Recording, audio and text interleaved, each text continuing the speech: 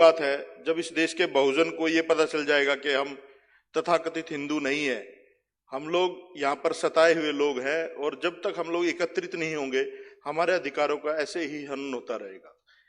इस देश में जब जब जरूरत पड़ी, अगर देश को चरित्र की जरूरत पड़ी, रामायण की जरूरत पड़ी, भगवान वाल्मीकि से लिखवा ली, और महाभारत की जरूरत पड़ी तो वेद व्यास से लिखवा ली।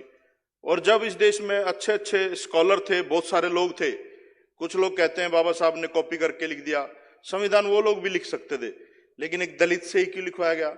हमारी काबिलियत की अगर बात करें तो उसमें कोई अतिशयोक्ति नहीं होगी। इस देश में हमारे एकलव्य भी हुए हैं, शंभुक ऋषि भी हुए हैं, लेकिन हमेशा षड्यंत्रों के माध्यम से उन लोगों का संहार किया गया है। और ये सदन आज इस महत्वपूर्ण विषय पर चर्चा कर रहा है। 75% जो मामले हैं देश में जो एट्रोसिटी के दर्ज हुए वो खारिज कर दिए गए। कुछ ना कुछ तो गड़बड़ है। 15% ऐसे मामले हैं जिनमें उनको बिल्कुल ही खत्म कर दिया गया, और 10% मामलों में कार्रवाई चल रही है। और अध्यक्ष साहब, सबसे बड़ा सबूत मैं हूं आपके पास सामने। मैं जब मंत्री था मैंने एक मुकदमा दर्ज करवाया था, कपिल गुप्ता एक एक्शन होता था एमसीडी में, और वो अधिकारी, हमने कहा कि भाई सफाई व्यवस्था ठीक नहीं है विधानसभा में, आप सफाई व्यवस्था ठीक से करिए। तो उस व्यक्ति ने बिल्कुल मुंह के सामने कहा कि सफाई का काम तो आपके ही लोग करते हैं, ये आपके लोगों की गलती है, आप लोगों को विधानसभा और लोकसभा में नहीं, आपको इसी काम में होना चाहिए। ये तो एक मूर्ख व्यक्ति आया था जिसकी वजह से आप लोग हमारे सिर पे बैठ गए।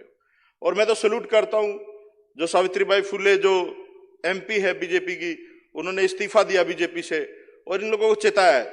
मुझे ऐसा लगता है अध्यक्ष साहब, ये जो आरएसएस है ये एक तरह से जैसे आतंकवादी संगठन होते हैं, उनका एक टारगेट होता है। उनका जैसे लादेन अमेरिका में एक हेलीकॉप्टर में पायलट बिठा करके एक बिल्डिंग में घुसा देता, उन्हें कोई मृत्यु का भय नहीं था, कुछ नहीं था, उन लोगों का एक टारगेट था।